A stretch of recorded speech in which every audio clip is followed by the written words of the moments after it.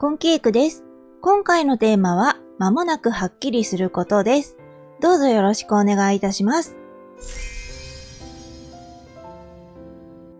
それでは3枚のカードをご用意しております。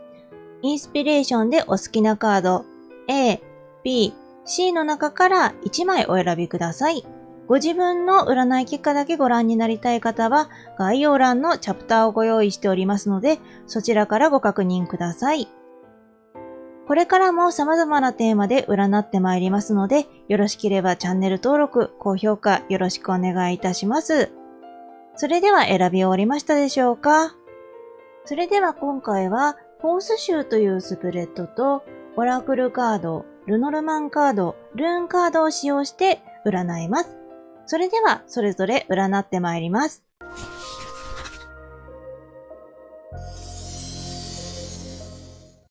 それでは A の方の結果です。A のあなたの間もなくはっきりすることですが、明るい未来がやってくるというところと、あとはですね、新たな変化っていうところがあって、そこがですね、慣れていくのがちょっと大変なのかなっていうところがありますね。それでは1枚ずつお話しさせていただきます。まず過去ですね。ペンタクルの8の正位置です。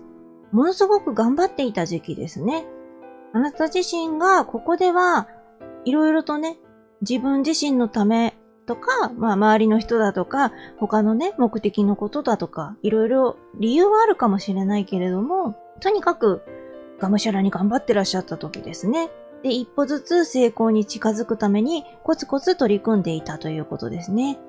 ペンタクルの8のカードっていうのは、私もコツコツカードと呼ばせていただいてるんですけれども、これまでに頑張ってきた、努力、もう本当にコツコツとした一つ一つ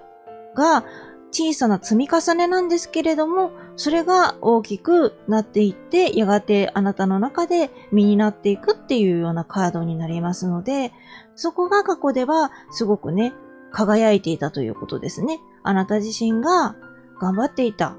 それがしっかりね、成功に近づくためにまずはやらなきゃっていう風にね、やっておられたっていうこと。そこはね、本当に素晴らしいことだと思います。なかなかね、長く続けたりとか、コツコツ続けるって、本当に忍耐がいることなんですよね。諦めてしまう人もいる。そんな中で、あなたは諦めずに頑張ってきたっていうことでね、そこだけでもね、あなた自身自分を褒めてあげるっていうことをね、してあげてもいいと思いますよ。そう。なかなかね、他人から褒められなくって、で、自分自身を褒めるっていうことに慣れてない方もいらっしゃるんですけれども、できればね、自分自身を褒めるっていうことをね、習慣にしてもらうといいのかなと思います。ちっちゃなことでもいいんですけど、過去に関しては本当にあなた自身が、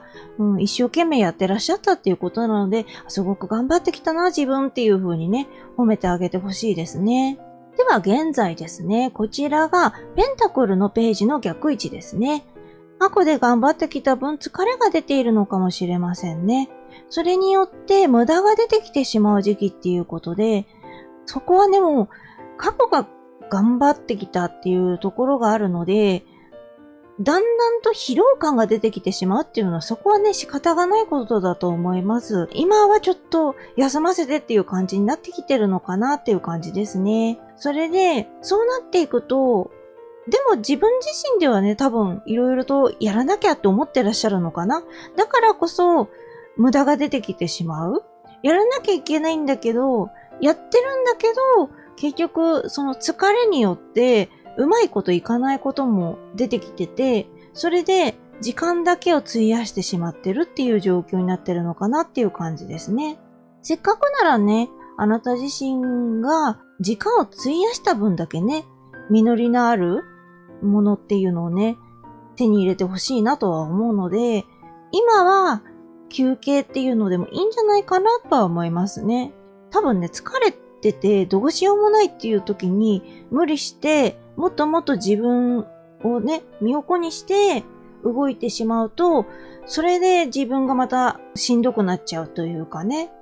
それで自分の本当にしたいことだとかやりたい方向っていうのが見えなくなっちゃうっていうこともあるので、できれば今は、これはもうだいぶ疲れてるなっていう自覚もあるんじゃないかなと思うので、しっかりね、休憩の日だっていうね、今、現在未来に向けて、ちょっと休んでいくかっていう感じでね、していただければなと思います。そう、時には息抜きも大事ですからね。何かを頑張るには、そう、自分の楽しいことだとか、そういったところをやっていくっていうのは必要だと思います。では未来ですね。こちらがワンドの3の正位置です。上のステージへ進むことができます。明るい未来で待ち望んでいた知らせが届きますということで、これがね、過去に頑張ってきたことが未来にしっかりとあなたに良い知らせとしてね、舞い込んできますよっていうことですね。すぐにね、出てきた結果もあったかもしれないんだけれども、あなたの場合はね、コツコツ頑張ってたっていうところもあるので、そう、やっとあなたのところに結果っていうものが来るんですよっていうことですね。だからね、現在が焦る必要はないのかなと思います。未来にしっかりとあなたがこれからまた上のステージ、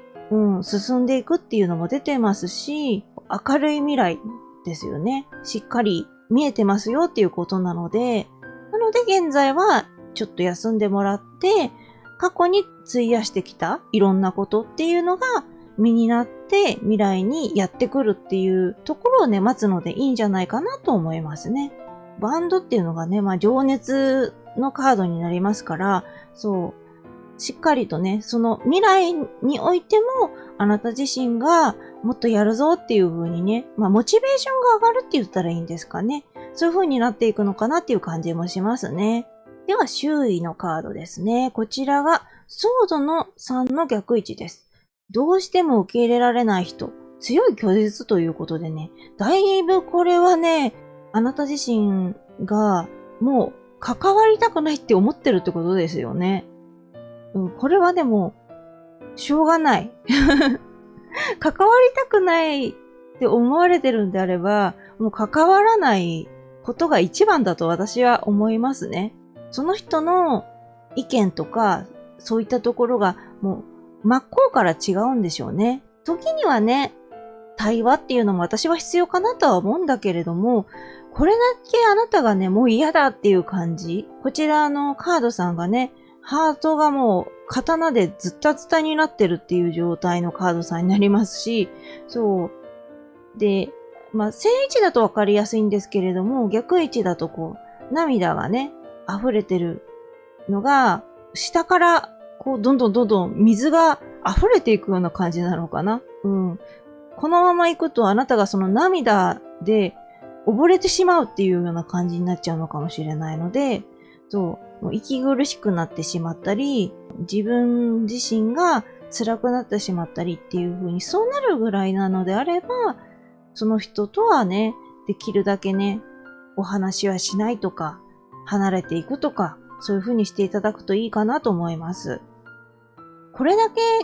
気が合わないというか、もう真っ向から対立してしまうようなタイプの人だっていうのは、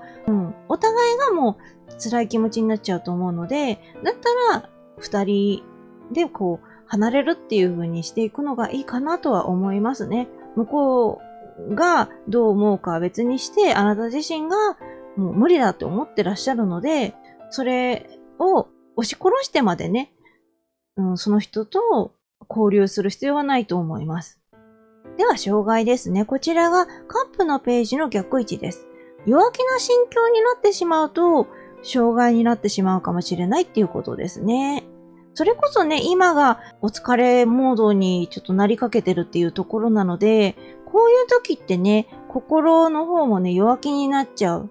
辛いなとか悲しいなとかね、しょんぼり気分になっちゃうっていうところはあるかなと思いますね。だからこそそういう時に無理して動くんじゃなくって、できるだけその未来のやるぞっていう、これからも頑張ろうって思えるね、明るい気持ち、ポジティブな気持ちになれそうな時にね、動いてもらうといいのかなと思いますね。そう、どうしてもネガティブ気質とポジティブ気質ってね、人それぞれあると思うので、自分自身がネガティブな方向に引っ張られやすいなっていうタイプだと思われるんであれば、そう、あえてね、ネガティブな状況の時にですね、動くっていう風にしなくっても、そう、ポジティブな状況の時に動いた方が、自分自身がネガティブだとしても、多少ね、心の上向き方っていうのは違うと思うのでね、そういう風にね、してもらうといいと思います。では最終結果ですね。こちらがペンタクルの2の逆位置です。新しい変化に対応できない、柔軟性がなくなってしまうということで、最終的なところ心配ではあるんですけれども、ただこれは未来で上のステージへ進むことができるっていう部分が出てきた。これが結局あなた自身新たな変化。すごく最初の頃はいい感じに動いていくと思うんですけれども、自分が慣れるまでにね、なかなか時間がかかってしまうのかもしれないですね。もともと過去にもあるように、今までもコツコツ頑張ってきたようなあなたですから、どちらかというと、長くゆっくりと慣れていくタイプなのかもしれないですね。いきなりすべての新たな変化っていうのに慣れようとすると、自分自身が疲れちゃうから、それをゆっくりと分かっていけばいいやっていう風にね、開き直っていくっていうのも大事だと思います。で、どうしてもそういったいろいろと対応できないっていう状況になると、考え方もね、凝り固まってしまうっていうところがあったり、動きだとかね、そういったところにも、どうしても柔軟性がなくなっちゃうっていうところがあると思うんですけれども、今こうやってね、お聞きいただいてるので、これからしっかり対策をしていけばね、そう、結果っていうのはね、未来のまた未来っていうことなので、しっかり変えることができますので、まずは自分のペースで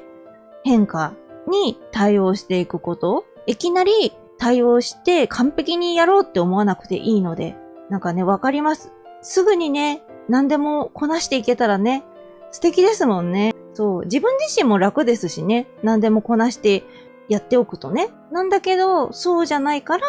じゃあゆっくりやっていきましょうっていう風にね、思っていただくといいかなと思いますね。で、柔軟性がないとか、そういう風なところっていうのは、また別の部分で補っていけばいいと私は思うんですね。まずは自分ができることをやっていく。で、自分ができなかったところっていうのは、周囲の人に助けてもらうとか、もしかしたらね、気づいた人があなたのその困ってる部分とかできてない部分とかを助けてくれる可能性もあるし、そうですね。まあ、放っておかれる可能性もないとは言わないんですけど、そうなった時は、後々絶対気づくとは思うんですよね、自分でもね。確かにちょっと遅くはなるかもしれない。自分のどうしてもね、いろいろとこう思ったらこうみたいな感じで動いちゃうとね、そっちしか見えないので、後になって気づくっていうこともあるかもしれないけど、それが気づいた時にどういう風にフォローできるかどうかっていうのが私は大事だと思うので、自分が後で気づいた時に、周りの人にね、万が一なんか影響があるんであれば、それはちゃんと早めに謝るとかね、そういう風にしていったらいいと思いますし、もしも見つからなかったら、周囲の人たちにしっかり助けてもらうとか、そういうこともしてもいいと思いますし、自分ができないことをあまり責める必要はないと私は思いますね。そう、人間社会っていうの、なんていうのかな。人間、誰しもね、あるところではね、一人かもしれないけれども、どこかしらでどうしても人とつながりが必要な部分はあると思うし、大勢の人たちに、なんだかんだね、支えられながら生きていると思いますので、なので、その支えっていうのはね、しっかり忘れずに、で、自分が今できることをやっていくっていう風にね、思っていただくといいのかなと思いますね。ゆっくりと自分のできることをまずはやっていくっていう風に動いていくっていうのは一番いいんじゃないかなと私は感じましたね。では助言ですね。こちらがソードの4の正位置です。自分を見つめ直す時間を持ってください。疲労があるのでリフレッシュが必要ですということですね。これはね、現在のところにもつながるものではありますよね。しっかりね、疲れてらっしゃるからリフレッシュしてくださいねっていう風に助言のカードさんも言ってますね。そう、リフレッシュね、おのおのね、やり方があるとは思うんですけれども、一番いいのはね、私は何もしないが一番いいんじゃないかとは思うんですよね。だいたいね、皆さん忙しいんですよね。あなた自身も忙しいんじゃないかなと思うんですよね。いろんなところに行ったり来たりみたいな感じっていうかね。心も落ち着かないし、体も落ち着かないしっていうところがあるんじゃないかなと思うので、何もしないをやっていくっていうのも一つのリフレッシュ方法かなと思いますね。何もしないとストレスが溜まっちゃうっていうタイプもいるので、そこはね、また別の方法かな。自分の好きなもの、ドラマとかね、映画とかそういったものを見るのでもいいしね。自分だけのために時間を使ってあげるっていうのはね、ものすごく大事なことかなと私は思います。普段ね、自分自身だけのために時間を使うってなかなか忙しい人っていうのはね、できてないと思うので、あなた自身もね、まずは、誰かのために動くんじゃなくて、自分だけのためにね、しっかりリフレッシュ、休んでもらえたらと思いますね。で、その時に、ご自分自身をいろいろと見つめ直してもらって、そこはね、見つめ直すって言っても、自分の悪いところばっかり見つけるんじゃなくって、しっかりね、自分のいいところもね、見つけてもらえればなと思いますね。なかなかね、自分自身の魅力だとかそういったところを見つけにくいなって思われる場合はね、私のね、占い動画とかを見てくれてもいいですし、または別のやり方もあると思いますし、お友達にね、自分の魅力を聞いてもらうとかね、そういうのもあるし、いいところも悪いところも見つけながら、自分がこれから成長していくためにはどうしたらいいかなっていうふうにね、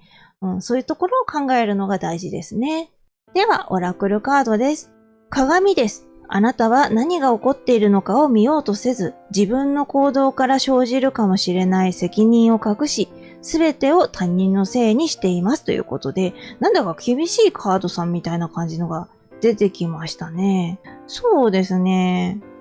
これは別にあなた自身が悪いんだよって言ってるわけじゃ私はないとは思いたいんですよね。鏡っていうのは結局は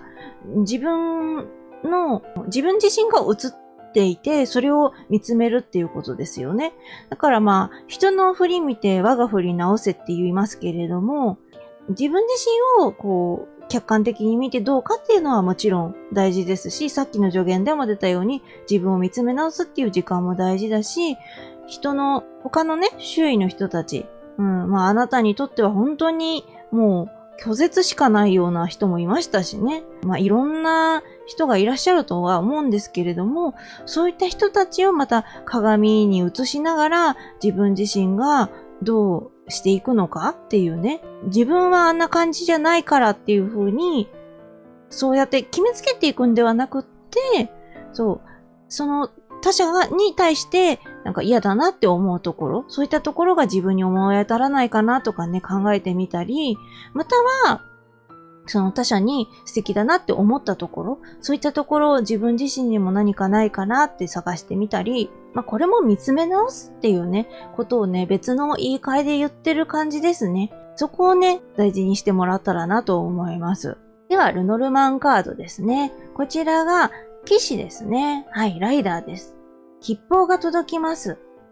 速やかに応じ対処することが大事ですよっていうことで、これは未来につながってる感じですね。そう。あなたには良い知らせ、吉報が届くんですよっていうことですね。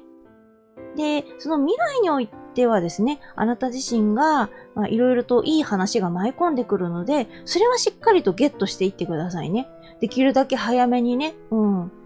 そう。そこはゆったりしなくって、もう大間さんに乗ってるようにね、スピードアップでね、しっかりがっちりそこを勝ち取っていってほしいですね。他のね、疲れちゃってる時とか、なんかうまくいかないなって時はね、ゆったりモードでも全然いいとは思うんですけどね。そう。いいところはもう自分自身ね、わがままでもいいから、先にね、誰よりも前に行くっていう風にしてもらったらなと思います。では、ルーンカードですね。こちらが、ルーンがマンで、石がパライバトルマリンですね。人間関係も鍵ですね。希望は多く、新たなことをするのはいいことですということで、これはね、最終結果のところになるのかなっていう感じですね。新しい変化っていうと、人間関係ももしかしたら変わってくるかもしれないんですが、その人間関係を良くしておくと、またね、あなたに返ってくる良いことっていうのもあるのかもしれないですね。で、新たなことをするのはね、もう本当にいいことなんですよ。ただちょっと時間がどうしても慣れるまでに時間がかかっちゃうっていうところで、それさえね、ゆっくりゆっくりやっていけば、またね、希望は多く明るい未来、この先にもどんどん待ってますよっていう風にね、捉えてもらえればと思います。そうですね。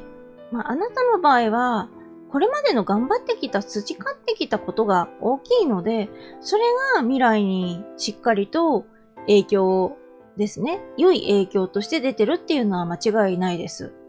で、その後ですよね。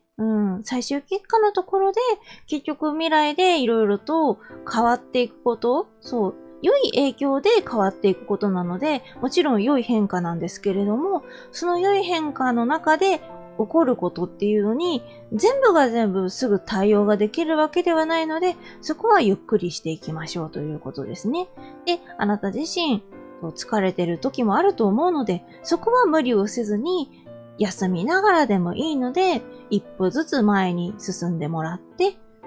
これからはね、今からまた新たに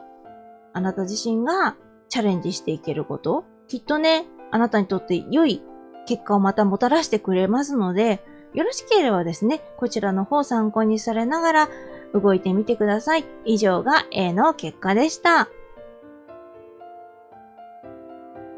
それでは B の方の結果です。B の方の間もなくはっきりすることですが、もうすぐですね、人に認められる日はいずれ来るんですけれども、それまでにあなた自身がいろいろと自分の方で手一杯になってしまって、他者のことをね、見れなくなってしまう。それによって、また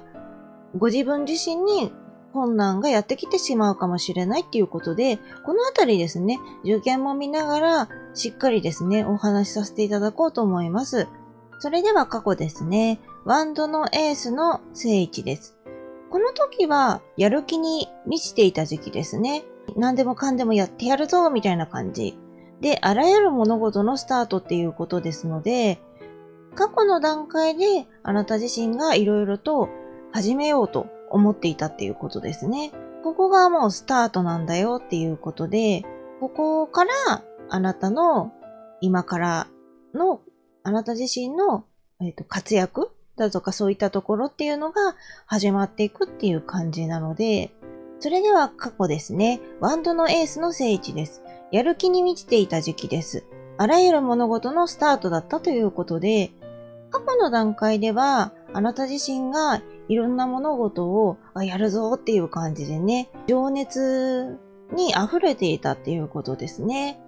まず自分自身がやりたいことだとかそういったところが溢れていて、このカードさんを見るように、ワンドに口づけてるような感じですよね。杖ですね。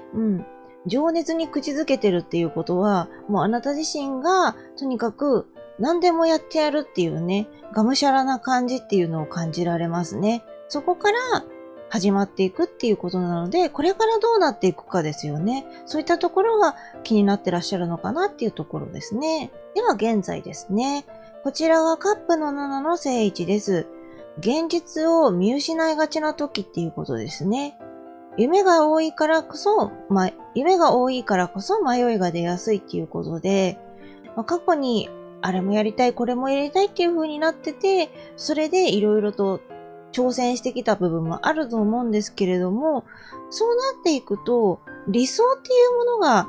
膨らんでいく部分はある。それ自体が悪いことではないんだけれども、今現在自分自身がどういう状況かとかそういう現実っていう部分がどうしても自分の目に映らなくなってきてるのかなっていうところがあるので、一旦そこをね、目をね、現実に戻してもらう必要はあるのかなと思います。そう、自分自身の理想、こうなりたいなとかですね、目標の最終的な部分っていうところを、もちろんね、これからも掲げてやっていくのは大事なんですが、その前にまず自分が今どういったところにいるのかとか、これをやるためには何が今必要なのかっていうね、そういった着実な部分っていうところを思い出していただくといいと思いますね。どうしても自分の中の夢の方にね、目が行きがちで、このユニコーンさんもね、上の方のカップの上にあるいろんなキラキラしたものを見てますけれども、そうじゃなくって、まずは自分の足元ですよね。雲のところに何があるんだろうっていう風にね、そちらを見ていただくといいと思いますね。では未来です。こちらがカップの9の逆位置ですね。何をしても心に空虚さが残る時です。大きな幸せを欲することで苦しむこともあるかもしれませんということでですね。ここも、現在に続きまして、自分のその理想っていうのが大きく出過ぎちゃってる部分が続いてるのかなっていう感じがしますね。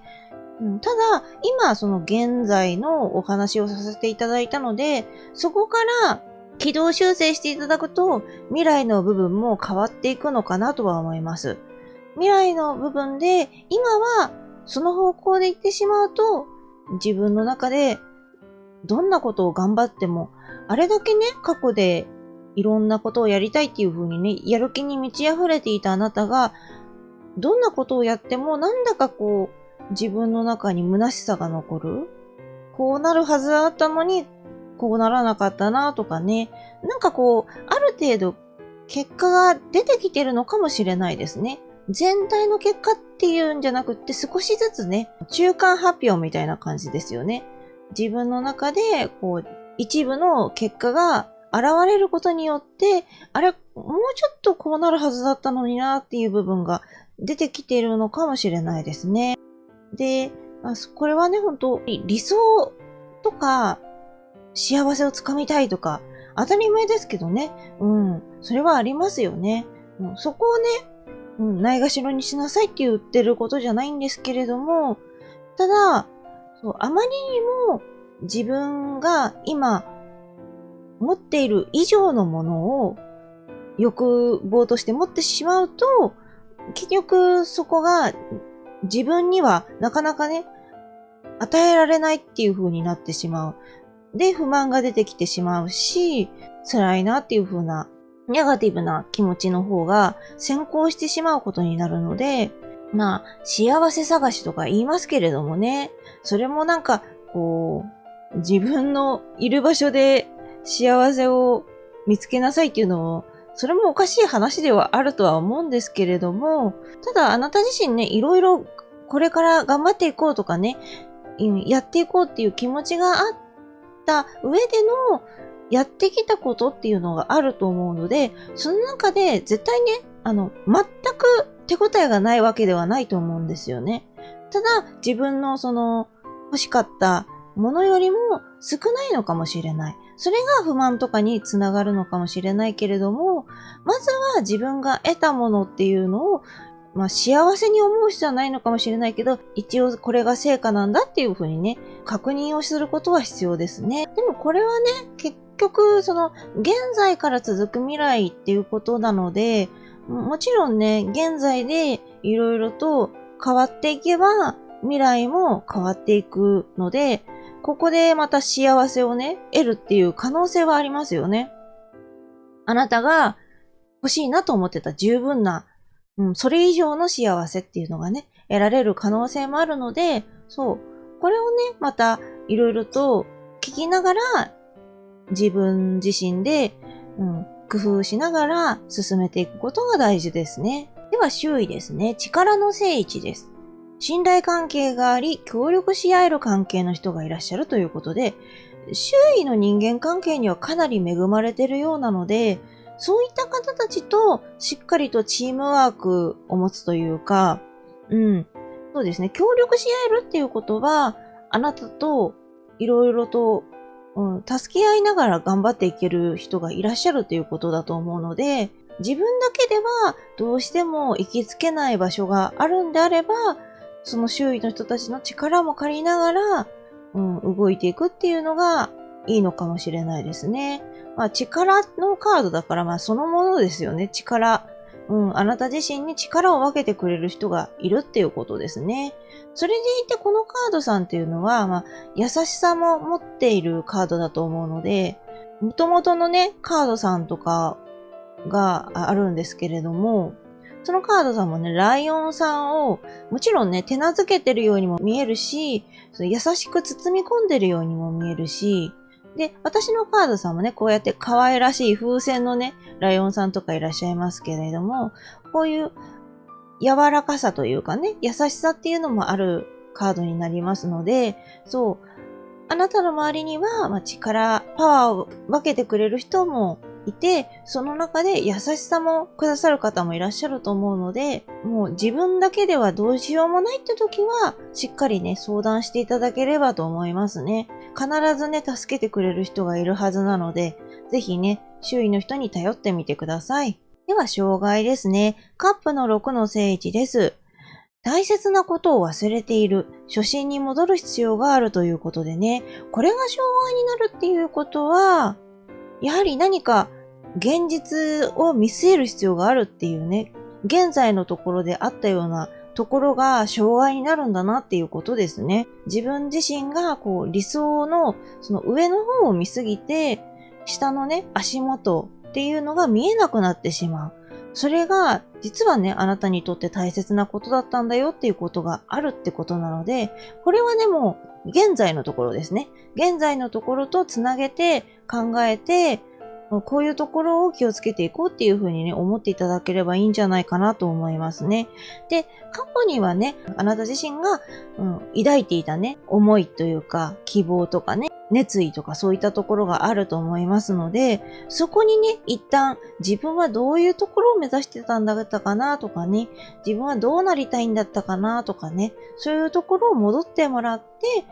そしてさらに自分の現実、どういう風にしていくのが大切なのかなっていうね、ことをね、思い出してもらう。それによってスムーズに自分自身の良い結果をね、導き出せる道に進みやすくなるかなと思います。では最終結果ですね。こちらが皇帝の逆位置ですね。自分本位になりすぎてしまうかもしれません。他人へ譲ることが大事ですということですね。そうですね。ここに今のその現在の段階からいくとこの結果になるよっていうことなので、確実にこうなりますよっていうわけじゃない。未来はこれから自分自身が作り出すものでもあるので、これでね、落ち込む必要はないんですよ。これはもう、なんというか、気をつけてねっていうところだと思うんですけれども、そう。やりたいことだとか、自分自身の進めたいことだとか、そういったところを考えていくと、どうしてもね、自分のことで手一杯になりすぎて、そう。で、自分本位というか、気づいたら自分が一人で何もかも頑張って、そう、他の人たちを置いてけぼりにしてたとか、そういうことはありますよね、結果的にね。なので、自分自身が同じようにね、自分と横並びにいた人たち、そういった人たちがいたとして、自分だけがわーっとマラソンとかでね、一緒に走ろうねって言って、先に行くっていう感じをイメージしたら分かりやすいんですかね。それになってしまうと、自分自身が一人行き過ぎてしまって、結果的に周りからは自分本位に見えてしまうっていうところですよね。自分自身が走れるから走ったんだと思うんですけれども、それが、周りの人からはちょっと自分勝手かなっていうふうに思われてしまうこともあるので、そう、時には他の人に先にどうぞっていう風にね、譲ってあげることっていうのは大事ってことですね。もちろんね、あなたの周りにはすごく信頼できる人がいらっしゃると思うので、自分自身が暴走しすぎてるなって思った時はね、その人たちに自分のこの現状こんな風になってるんだけどどう思うっていう風に聞いてみるのもいいんじゃないかなと思いますね。協力してもらうっていうのは、もちろんね、あなたのことを応援して、賛同してくれるとかね、肯定してくれるっていうのはもちろんなんだけれども、あなたが良くない方向に行った時に止めてくれるっていうところも大きいと思うので、ぜひね、そういうふうに、他人の言葉に耳を貸すっていうふうにね、動いてもらうと、結果としてはね、すごくいいんじゃないかなと。せっかくね、肯定が出てきたので、本来であれば、あなた自身が、高みに登れるっていう、高みに登っていける人だと思うんですよね。それがちょっと悪い方向に行って暴走してしまった結果、自分のその孤独感が増していくっていう風になったら良くないのでね、そうできればね、周りの人から慕われながら、周囲の人たちと一緒にやっていきながら、自分のやりたいことだとか、そういったところに進んでいってほしいなと思うので、まずは、自分自身が走って、先に行き過ぎてしまう前に立ち止まって、周囲の人たちの様子を伺うとかね、意見を聞いてみるとかしてもらうといいと思います。では助言ですね。こちらが太陽の逆位置ですね。自分にスポットライトが当たらなくても、まずは受け入れることが必要ですということですね。これはもう全体的なところになるのかなとは思いますね、本当に。最も最終結果のところに行きやすい、リンクしてる助言かなとは思うんですけれども、本来だったら肯定なので、皆さんに、いろんな人にね、称賛されて、すごいすごいと言ってもらえる。で、慕われるっていうね、そういった、注目されるカードではあるんですよね。でも、今のところはね、私のその、現在からの進んでいった先のこの最終結果では、こういう風になってしまっているので、そうなる場合だったら、自分自身が、たとえね、活躍できたり、周りの人から称賛されずともね、まずはそれを受け入れてもらうことが必要。で、そうなっていくと、ここからね、あなた自身のスポットライトっていうのはね、当たっていく可能性はいくらでもあるので、そちらの方にまた考えをね、寄せていくといいと思いますね。で、もちろんね、今こうやってお話ししてるから、そこからね、いくらでも脱することはできるんですよね。まず現在で現実を見失わないように自分の足元、現実、今何をしてるかっていうのを見てもらうと、またここからね、いい方向に道筋っていうのも見えてくると思うので、そうすると、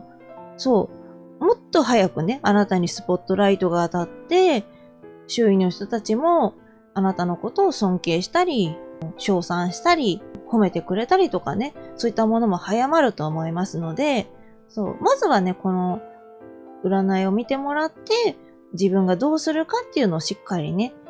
考えてもらうといいですね。では、オラクルカードです。炎です。あなたの中には、生命の火、熱意、情熱、そして愛が燃えていますということでね。これは初心に帰りましょうっていうところで、オラクルカードさんも出てきたのかなと思うんですけれども、過去にはね、あなた自身がしっかりとね、自分の中で燃えている炎っていうのがね、あって、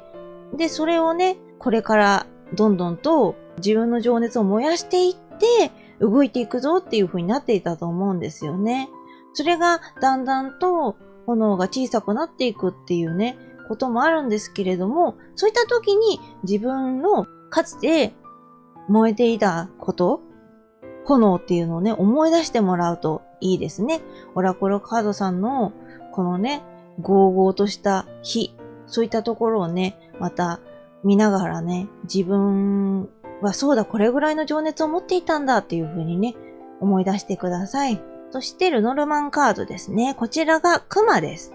次第に反映していきます。他者の面倒を見てあげましょうということですね。もうね、これ、なのでルノルマンさんはもうこの先が見えてるのかなっていう感じがしますね。万が一、この結果通りに先に行ったとしても、もっとね、先に行けば反映していきますよ。あなた自身が活躍していく日はね、近いですよっていうことですね。で、せっかくね、あなた自身周囲の方に恵まれているので、周りから面倒を見てもらったり、協力してもらうだけじゃなくって、自分自身もちゃんと返してあげましょうね。面倒を見てあげる、協力してあげる、アドバイスが必要なのであれば、アドバイスをしてあげる。話を聞いてあげるとかね、そういったところ、自分がしてもらったことをまた周囲の人に返していくっていうことが大事ですね。そうやって持ちつ持たれつしていくことで人間関係もまた良くなっていくと思います。そしてルーンカードですね。ルーンが牛符で石がエメラルドですね。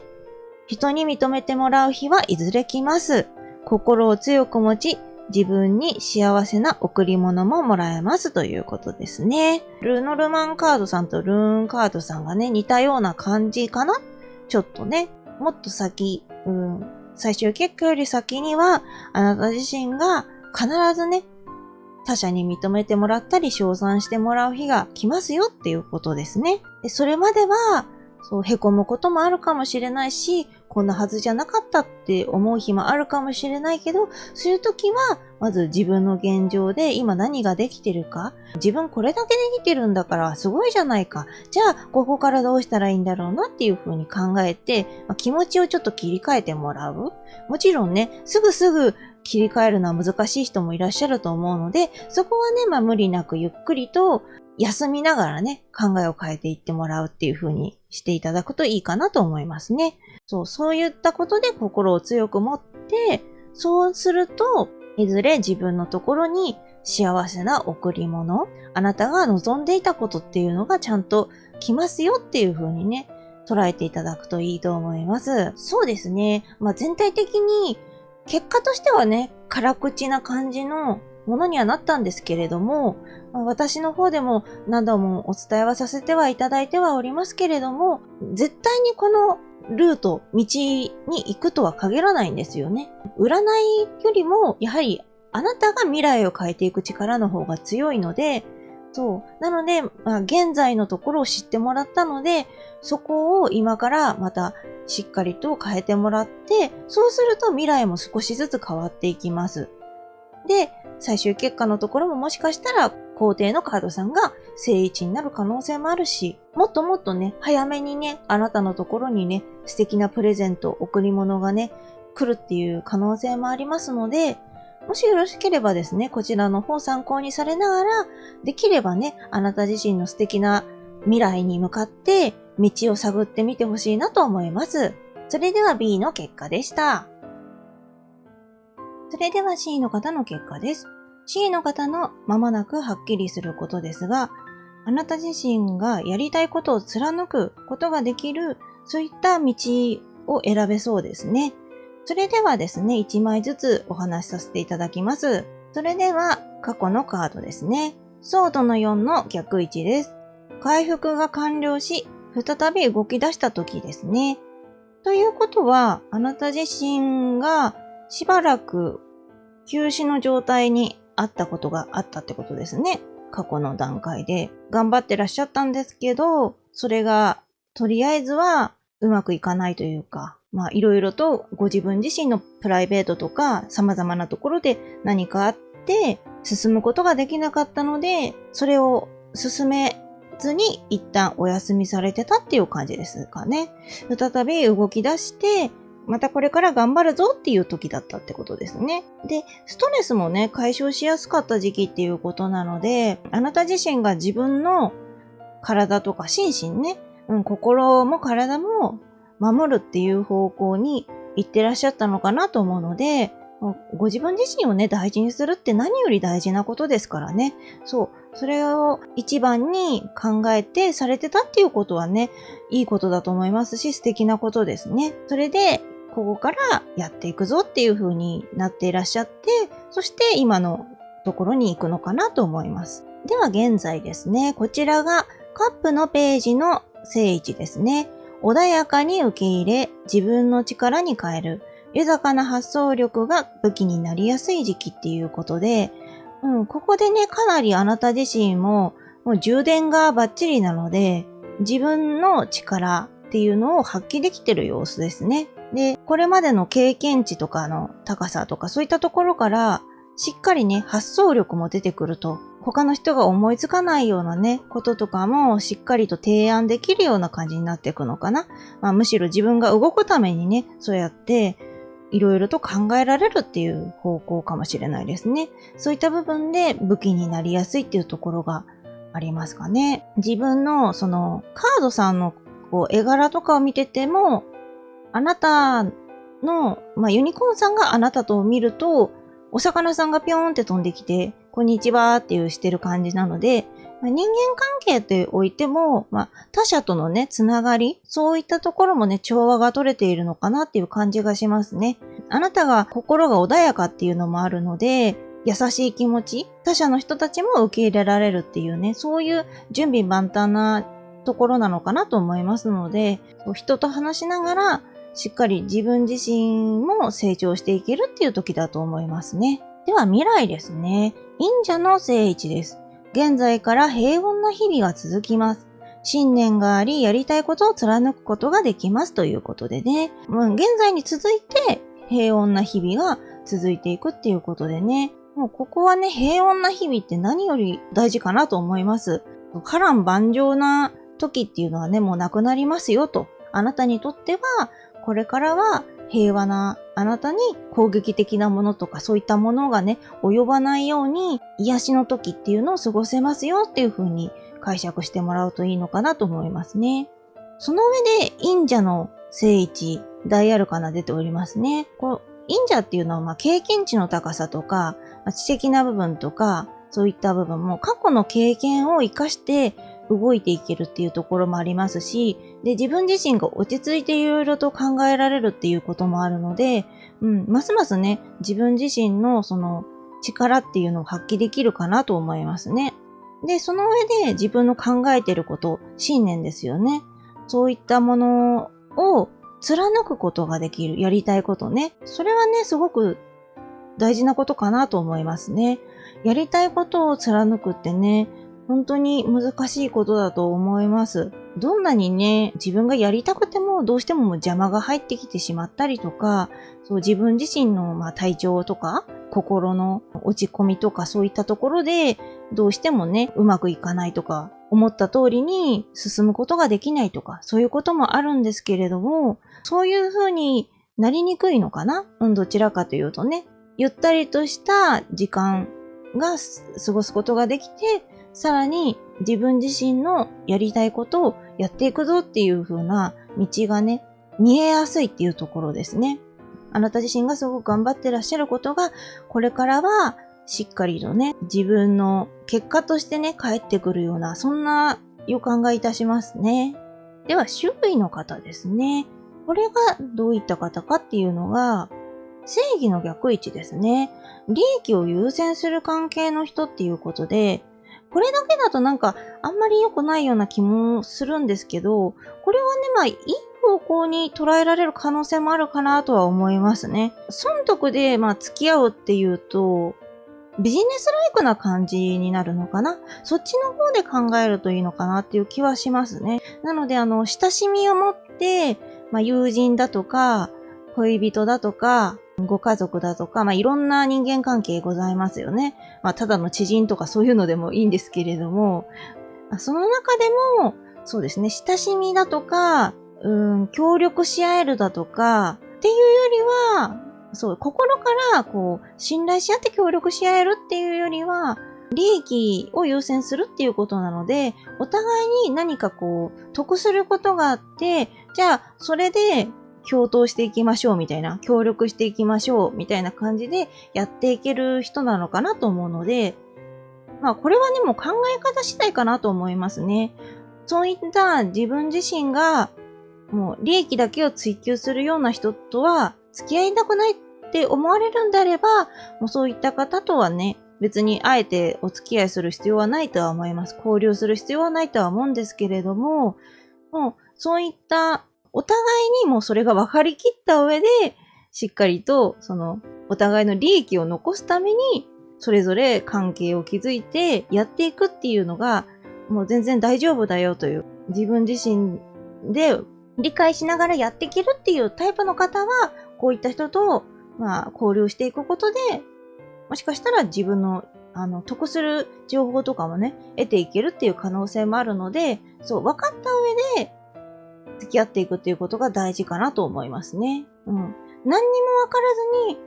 交流していくと、向こうの方の人にだけ利益を取られてしまって、なんかこう悔しいなっていう気持ちになっちゃうよりは、お互いにウィンウィンな関係を築けるように、やりとり、駆け引きですよね。っていうのをしていくといいかなと感じます。それでは障害ですね。こちらが司祭の正位置です。人とのいさかいを過剰に恐れてしまうという、そういったことが障害になるっていうことですね。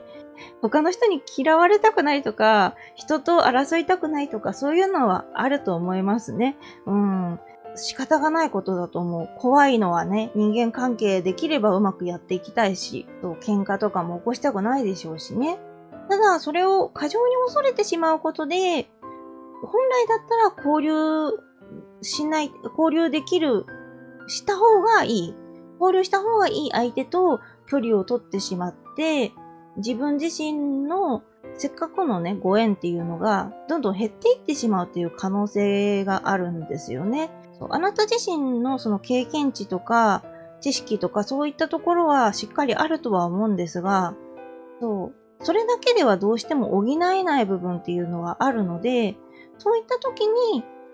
知り合いの方、仲良くしておいた方がいい方とかそういった方とね、嫌われるのが怖いからだんだん疎遠になっていったっていうよりは、できるだけね、そういう風に、なかなかね、難しいとは思うんだけれども、勇気を出してね、どんどん積極的に交流していただけたらなと思いますね。司祭も忍者もね、本当にこう、知的なね、あなた自身を助けてくれるような経験値だとかそういったところがあるんだと思うので、むしろあなた自身が他の方に知識を教えてあげるとかっていう部分もあると思いますし、何かこうあなた自身がその他者の方に対していろいろとできることがあるんであれば、それから自分のできることをまずやってみて、それで関係を深めるっていうのでもいいんじゃないかなと思いますね。過剰に恐れなければね、それはいいんだと思うので、誰しもね、どうしても人に嫌われたくないとか、喧嘩したくないとかはあると思うんだけれども、そこを恐れてずっとこう閉じこもっていると、自分のその新たな未来、明るい未来っていうのは開かれにくいのかもしれないですね。であれば、自分自身のそういった不安を横に置いて勇気を出してもらえたらと思います。では最終結果ですね。こちらがペンタクルの9の逆位置ですね。人に気に入られたいばかりに見栄を張ってしまうときですね。自分の居場所にこだわりすぎてしまうということで、これ障害のところにもつながってくる感じがしますね。他者と、良好な関係を築いていきたい。できれば好かれていきたい。それが大事だとは思うんですけれども、それがね、表裏で、人とのいさかい、嫌われたくない。そういったところが怖いっていうのになるのかなと思うんですけれども、それによって自分自身ができないことまでできますっていう風にね、しちゃうのは、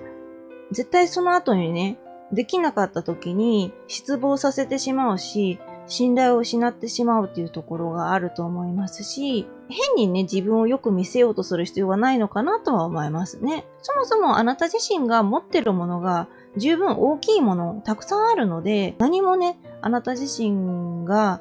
見栄を張るっていう必要はないと思いますし、そのままのあなた自身をただ他者に分け与えるというか、見せていけば大丈夫だと思いますね。そうですね。今までが平穏な毎日が続くような感じだったので、どうしてもね、自分が安心できる場所っていうのができると思うんですよね。その場所に固執しすぎてしまうと、実はもっと開かれた道っていうのがあるはずなのに、ここがいいんだっていう風になってしまうと、それで自分の可能性を見失ってしまうっていうことはあるかもしれないですね。できれば、もう穏やかな時をしっかり過ごされて、それであなた自身も、あなたの力っていうのは蓄えられてきてると思うので、最終的な部分では、あなたがこれからもっとね、先の方向に上を目指すというか、自分の中の上ですよね。そういった部分を目指すって方向で言っていただくと良い気がしますね。別にその居場所自体を全部手放す必要はないとは思いますし、安心して自分がそのままの自分でいられる場所っていうのは確保しつつ、そうやっていきながら、ちょこちょことね、別の、別荘を作るじゃないですけど、そういう感じで道をね、どんどん広げていって、いろんなところに自分の居場所を作ることは大事かなっていう感じです。では助言ですね。こちらがソードのキングの逆位置ですね。必要な意見は取り入れてください。極端な行動は NG ですということでですね。必要な意見っていうのは人間関係において、争いだとかそういったところを怖がってるあなたなので、ちゃんとね、意見を取り入れられるときは取り入れられると思うんですけれども、この人に言われてると厳しい感じがするというか、ついついね、人からいろんな進言をもらうと、アドバイスをもらうと、自分のためを思ってるかどうかってわかんないじゃないですか。全部を全部信頼していいかわからなくなるから、それで、もしかしたら、パニックになっちゃう時があるのかもしれないですね。で、自分のためを思っていろいろ言ってくれる人ももちろんいると思うので、そういった部分を取り入れてもらえればと思いますし、あとは、損得でね、動ける人っていうのが周りにいらっしゃるので、その人との話をする上で必要ないこともあると思うんですけれども、自分が得をする上で必要なこともあると思うから、お互いにね、それぞれが意見交換をしていく。必要なことをお互いに与え合っていくっていう風にね、していただくといいと思いますね。で、極端な行動っていうのは、さっきの障害のところに出てきたような人との喧嘩が怖いから、もう一切人と繋がらないとか、そういうのも極端ではありますよね。これ以上人間関係を増やさないとかね。そういう恐怖から来るいろんな拒否とか、そういったところも極端な行動とかになるのかなと思うので、かといって、思いっきりいろんな人、パーティーとかに行って、いろんな人と出会いながら、どんどん交流関係を広がっていくっていうのも、それはそれで自分が疲れちゃうと思うし、これはちょっとなかなかないかもしれないんですけどね。日本の方のパーティーってあるのかな海外のドラマとかだとね、他のパーティーとかでみんなが集合して踊ったりとかね、ドリンク飲んだりとかしてますけれども、そういう風な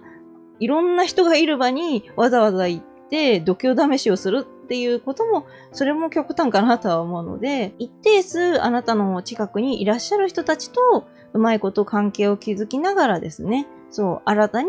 そのつながりの中から出てきた縁っていうのを大事にしていただければ、それで十分かなと思いますので、怯えるのも、それはそれでね、怯えて怖がって動かないのもだし、頑張らなきゃっていう変に肩肘張ってしまって、動きすぎて疲れちゃうっていうのも違うと思うので、自分の中でどれぐらいがちょうどいいのかなっていうのバランスは見なきゃいけないと思うけれども、そういったところを見ながら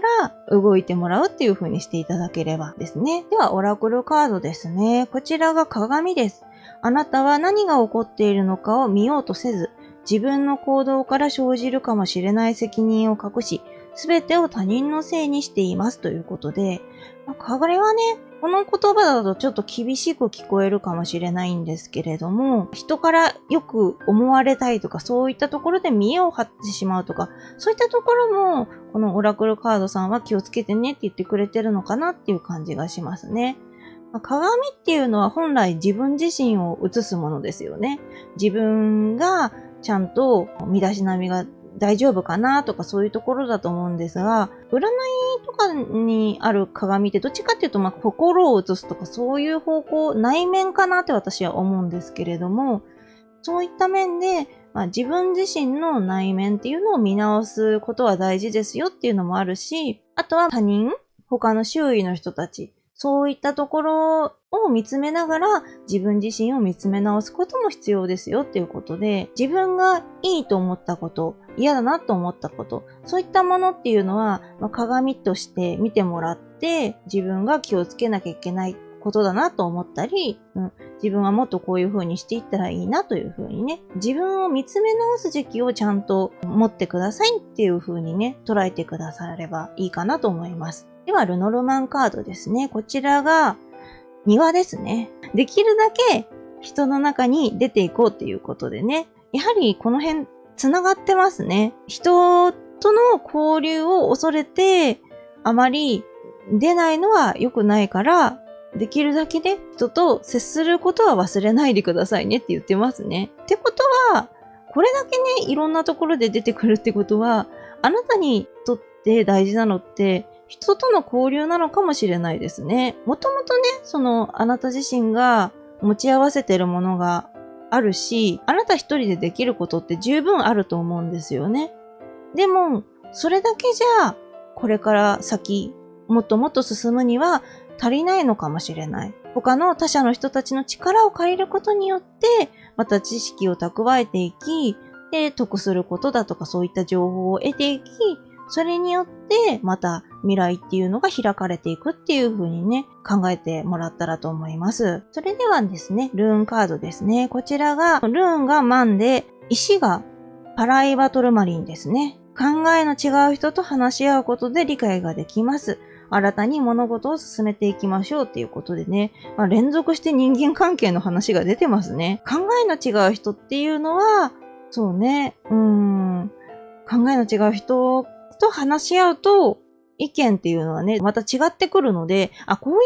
た考え方もあるのかっていうね、意見ってあるのかっていうふうにね、自分がまた新たな発見ができるっていうところはありますよね。で、自分がこう悩んでたり、立ち止まった時に、そういった人からの話を聞くことで、突破口がね、見えるかもしれないってことですね。壁があった場所に気づけばね、穴を開けられることができるかもしれないので、あなたも知識、意見を分け与えるように、周りの人からも意見や知識を分け与えてもらってくださいっていうことでですね。で、新たに物事を進めていきましょうっていうのはね、これは、そうね、これも最終結果のところにつながりますかね。平穏で、あなたが安心できる日々っていうのがずっと続いてました。で、そこにずっといらっしゃるのはいいことだけれども、やはり新たなことを進めていくことは大事っていうことですね。別荘をね、どんどん作っていきましょう。道を増やしていくことで、またあなた自身の、また可能性っていうのがね、広がっていきますので、今までもね、大変だったとは思うんですけれども、そう。で、しっかり休んでいただいたと思いますし、休んでもらった後に、またちょっとね、頑張ってもらう。進んでもらうっていう風にしてもらって、また休みつつ、そしてまた進むみたいな感じでね、急ぐ必要はないとは思うんですけれども、進めるときは進んでもらうっていう風にね、してもらったらと思います。そうですね。いろんな、全体的なものを見ても、とにかくあなたに対しての大事な鍵っていうのは人との関係性っていうところなのかなと思いますね。ただ、あなた自身がどうしてもね、人間関係うまくやりたいがゆえに、いさかいだとか、嫌われたりだとか、向こうからなんか言われたりだとか、そういったところに恐怖というか、嫌だなっていう、ところがあると思うんですけれども、それだとどうしてもね、あなた自身のこの先っていうのがね、もちろんね、今のままでもいいのかもしれないけれども、あなたがもっともっとね、よりよく進むためにね、できればいろんな人とね、ちょっとずつでもいいので交流してもらって、で、意見を聞いてもらって、そこから得られるヒントをもとに、また動いていってほしいなと思います。それではですね、よろしければこちらの方を参考にされてください。以上が C の結果でした。ここまでご覧くださりありがとうございました。よろしければチャンネル登録、高評価をお願いいたします。これからも様々なテーマで占ってまいりますので、またいらしてくださいね。それではおつけいくでした。